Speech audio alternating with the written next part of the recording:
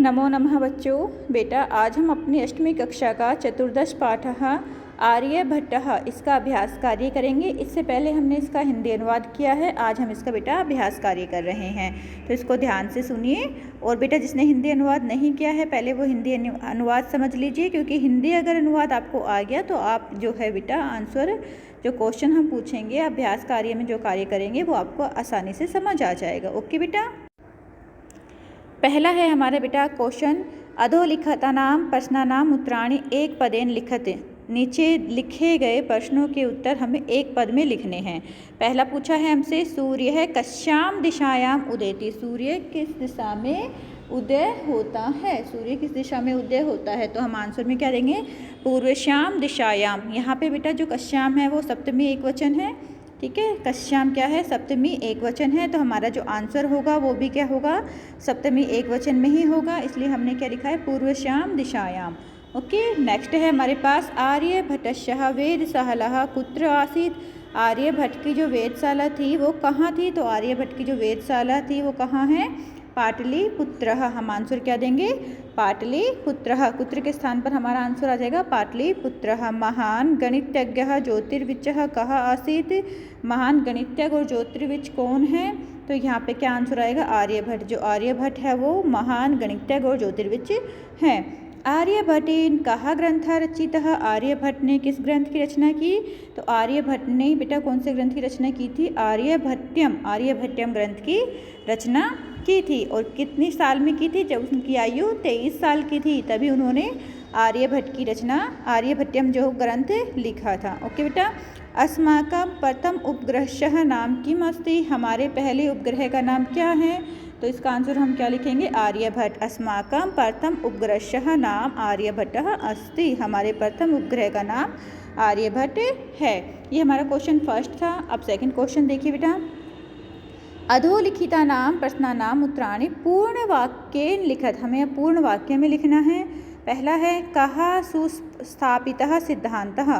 क्या सुस्थापित सिद्धांत है, कि आंसर है सूर्य अचलः पृथ्वी च चला। जो सूर्य है वो अचल है और पृथ्वी चला है, कि सूर्य स्थिर है और पृथ्वी गतिमान है, ठीक है। ये हमारे पास सुस्थापित सिद्धांत है। उसका रीज़न क्या बताया गया था, सा च पृथ्वी स्वकीय अक्षे घूर्णति इति प्राप्तम सुस्थापिता सिद्धांत। पृथ्वी अपने अक्ष पर घूर्णन करती है, यह सुस्थापित सिद्धांत है, ठीक है। तो हमारे पास जो सिद्धांत है वो क्या, कौन सा सिद्धांत है, सूर्य अचलः, सूर्य अचल है, पृथ्वी च चला और पृथ्वी चल्यमान है अर्थात गतिशील है।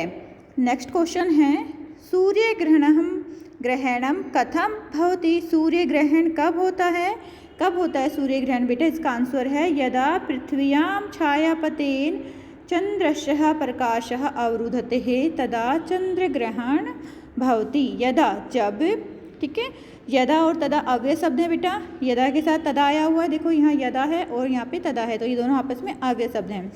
यदा पृथ्व्याम, जब पृथ्वी की छाया पतेन चंद्रस्य प्रकाश अवरुधते, जब पृथ्वी की छाया से चंद्रमा का प्रकाश रुक जाता है तब क्या होता है, चंद्रग्रहण होता है। तदा चंद्रग्रहणम भवति, तब चंद्रग्रहण होता है।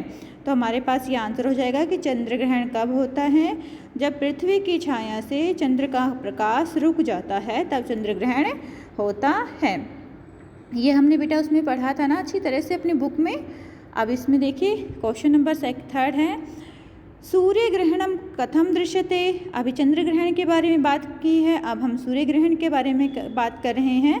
सूर्य ग्रहणम कथम दृश्यते, सूर्य ग्रहण कब दिखाई देता है, तो हमें पृथ्वी सूर्यो मध्य समागतश्च, जब पृथ्वी सूर्य के मध्य में आ जाती है। पृथ्वी सूर्यो मध्य समागतः चंद्रस्य छायापतेन सूर्य ग्रहणम दृश्यते है। जब जो पृथ्वी है वो सूर्य और चंद्रमा के बीच में आ जाती है तो चंद्रमा की छाया से हमें दिखाई नहीं देता और सूर्य ग्रहण लगता है, ठीक है बेटा। ये हमारे पास सूर्य ग्रहण का हो गया। नेक्स्ट है हमारे पास, आर्यभट्टस्य विरोधः किमर्थम अभवत्। आर्यभट्ट का विरोध किस लिए हुआ था, आपको बताया था मैंने उसमें, जब इसमें चैप्टर पढ़ाया था बेटा, इसकी हिंदी अनुवाद की थी कि कोई भी कार्य जब मनुष्य करता है तो उसका उसको लोगों को अपनाने, जब लोग उसको अपनाते हैं तो उसका विरोध करते हैं, ठीक है। जब तक उसको साइंटिफिक उनको रूल नहीं पता लगता, उसके बारे में पता नहीं लगता, तो लोग उसका विरोध करते हैं। लेकिन जब उसको पता लग जाता है तो सब उसकी क्या करते हैं, प्रशंसा करते हैं। तो पहले स्टार्टिंग में आर्यभट्ट का भी विरोध हुआ था। तो ये पूछ रहा है कि आर्यभट्टस्य विरोधः किमर्थम् अभवत्, किस लिए हुआ था। आंसर क्या देंगे हम बेटा, समाजे नूतनानां सिद्धांतानां स्वीकरणेः सामान्यः जना कठिन्य अनुभवन्ति। समाज में नए सिद्धांतों को स्वीकार करने में सामान्य जन क्या करते हैं, कठिनाई का अनुभव करते हैं। भारतीय ज्योतिष शास्त्रे आर्यभट्टस्य सिद्धांतः नूतनः आसीत्। भारतीय ज्योतिष सिद्धांत में आर्यभट्ट का जो सिद्धांत था वो नया था। तस्मात् तस्य विरोधः अभवत्, इसलिए उसका विरोध हुआ। नेक्स्ट है प्रथमो उपग्रहस्य नाम आर्यभट्ट इति कथं कृतं। पहले उपग्रह का नाम आर्यभट्ट रखा गया, ये किस लिए किया गया था, इति कथं कृतं। तो उसका रीज़न क्या है, आधुनिक वैज्ञानिकः, जो आधुनिक वैज्ञानिक है, आर्यभट्टं प्रति समादरं प्रकटयन्तः, आर्यभट्ट के प्रति समादर अर्थात आदर प्रकट करने के लिए प्रथमो उपग्रहस्य नाम आर्यभट्टः इति कृतं, पहले उपग्रह का नाम आर्यभट्ट किया गया।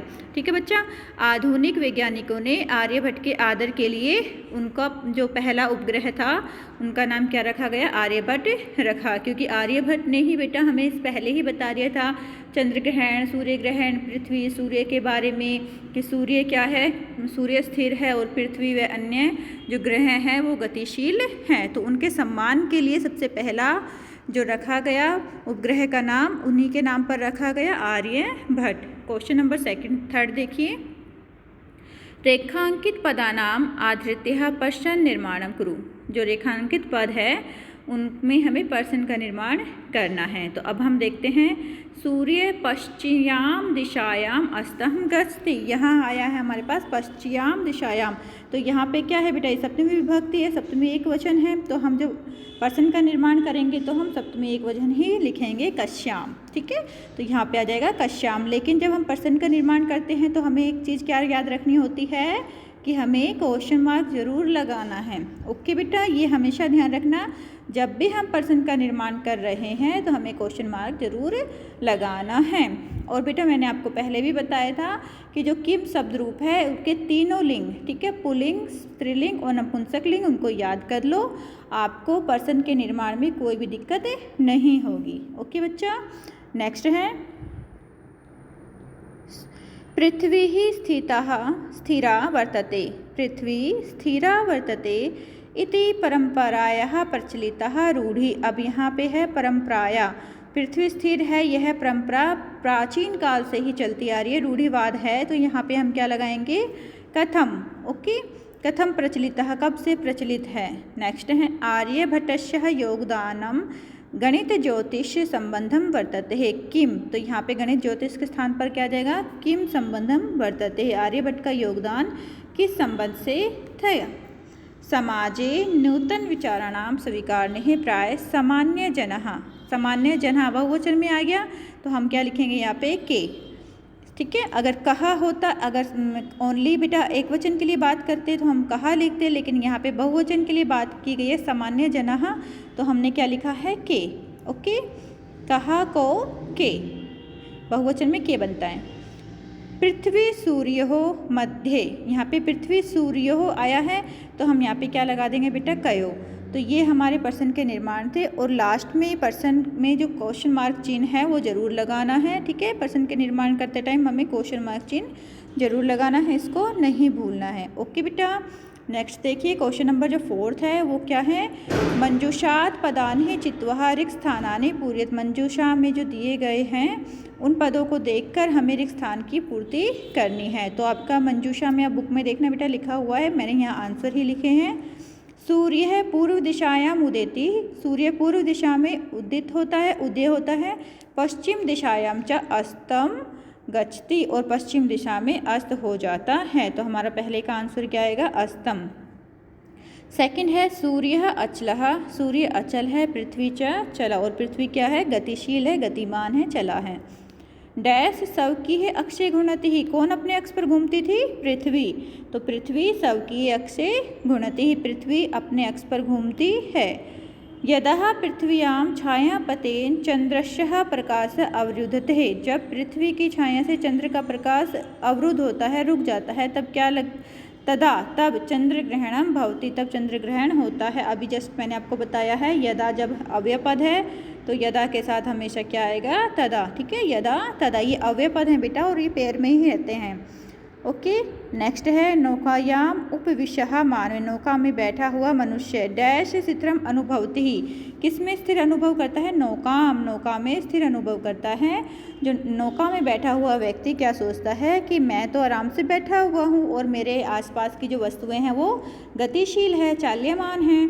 तो इस तरह से ही जो आर्यभट्ट है उसने भी अपना सिद्धांत दिया था कि वास्तव में मनुष्य जो है वो तो चल रहा है नौका में, नौका चल रही है और आसपास की चीज़ें स्थिर है।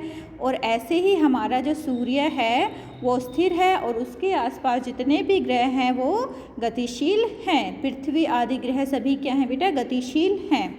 ओके, इसका उदाहरण ये उदाहरण देके आर्यभट्ट ने समझाया था। नेक्स्ट देखिए, नेक्स्ट क्वेश्चन नंबर 5 है हमारे पास। हमें संधि करनी है, संधि विच्छेद करना है। ग्रंथो अयम ग्रंथः प्लस अयम, सूर्यः चलः सूर्य प्लस अचलः, तथैव तथा प्लस एव। ठीक है, इसको बेटा प्लस या धन भी बोल सकते हैं, ऐसे भी बोल सकती हूँ मैं, क्योंकि हिंदी में तो है ना बेटा हम धन ही बोलते हैं। ग्रंथो अयम ग्रंथा धन अयम, सूर्य अचलः सूर्य धन अचलः, तथैव तथा धन एव, काल अतिगामिनी काल धन अतिगामिनी, प्रथमो उपग्रहशः प्रथम धन उपग्रहशः। ठीक है, ये हम दोनों तरह से बोल सकते हैं, ऐसे भी और ऐसे भी। वैसे बोलना हमें हिंदी में धन ही चाहिए, लेकिन हम ऐसे भी बोल देते हैं ना, प्रथमः प्लस उपग्रहशः, जैसे आप लोगों को समझाने के लिए।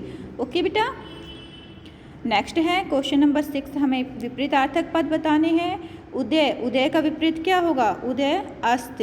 ठीक है, उदय का विपरीत क्या होगा? अस्त। अचलः चलः, अंधकारः प्रकाशः, स्थिरः अस्थिरः, समादरः अनादरः, आकाशस्य पातालस्य है। ओके बच्चा, उदय का अस्त हो गया, अचल का चल हो गया, अंधकार का प्रकाश, स्थिर का अस्थिर, समादरः का अनादरः और आकाशस्य का पातालस्य है। तो ये आपके विपरीतार्थक शब्द थे, आपको समझ में आ गए होंगे। नेक्स्ट है इसमें ही समानार्थक पद बताने हैं। अब हमने विपरीत किया था अर्थात उल्टा किया था, अब हम समान बता रहे हैं बच्चा। तो हमने जब अपना बुक पढ़ी है बेटा, जब हमने इसकी हिंदी अनुवाद की थी तो उसमें से ही हैं ये सारे। संसारे, संसारे को हम क्या बोलेंगे? जगते। संसारे जगती, संसार और जगत एक ही चीज़ हो गई। इदानीम अस्मिन या अधुना। ठीक है, इदानीम का मतलब अब होता है, अधुना भी हो सकता है, अस्मिन भी हो सकता है। वसुंधरा पृथ्वी समीपम निक्सः गणनम अंकलनम राक्षसः दानवः, ये हमारे समानार्थक पद हैं जो हमने बुक में से देखकर किए हैं। ओके बच्चा, नेक्स्ट है क्वेश्चन नंबर 7 हमारे पास है।